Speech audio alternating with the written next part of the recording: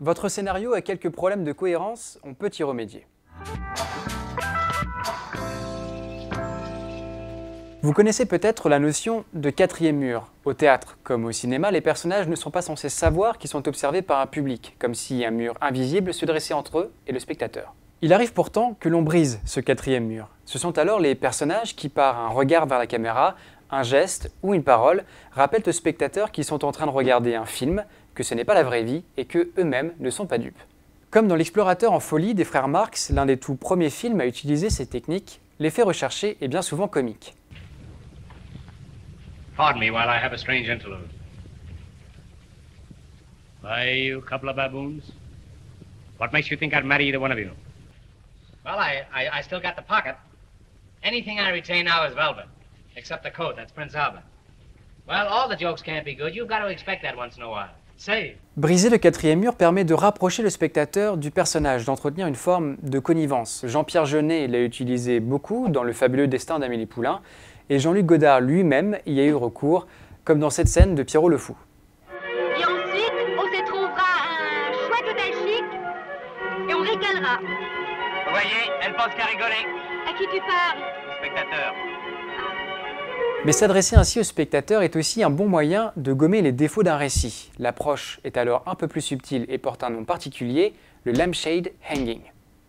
Il s'agit en fait d'attirer volontairement l'œil du spectateur sur une faiblesse du scénario pour ensuite la dépasser. L'objectif est simple, désamorcer la critique de manière à ce que l'histoire puisse continuer. Avec le lampshade hanging, oui je me suis beaucoup entraîné à le dire, on peut par exemple utiliser un personnage pour dire honnêtement qu'une scène est un petit peu cliché.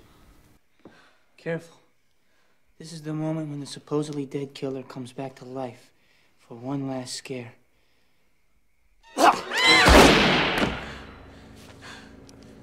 Not in my movie.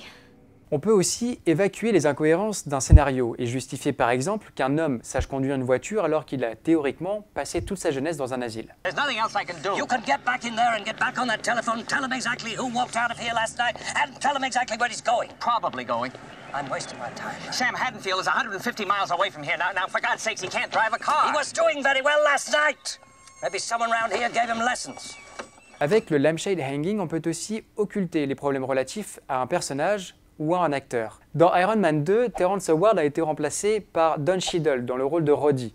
Pour évacuer toutes les critiques par rapport à ce changement d'acteur, on a placé ceci dans le film. The committee would now like to invite Lieutenant Colonel James Rhodes to the chamber. Rhodey? What?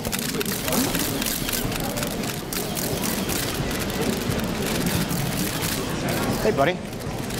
Didn't expect to see you here. Look, it's me. I'm here. Deal with it. Let's move on. I just Drop it. All right, I'll drop it. Car évidemment, ce n'est pas vraiment à Tony Stark que le personnage s'adresse, mais bien aux spectateurs. Le lampshade hanging, c'est une manière de lui dire discrètement « Je sais que vous avez remarqué que ça ne colle pas, je vous prends pas pour des buses, maintenant on continue ». Ce procédé enfin est particulièrement utile pour maquiller les invraisemblances techniques. On le retrouve souvent dans les films traitant de voyages dans le temps, comme Star Trek ou Looper, et plus généralement dans les films de science-fiction. Dans la scène que vous allez voir, tirée du film Abyss de James Cameron, les personnages se trouvaient à quelques milliers de mètres de profondeur et se remontaient en quelques instants à la surface, ce qui est bien sûr techniquement impossible. Regardez. We should be dead. We didn't decompress. They must have done something to us. Oh yeah. Yeah, I think you could say that. Vous pouvez retrouver ci-dessous les autres épisodes de Contre-champ et, comme disait Julius, Goodbye.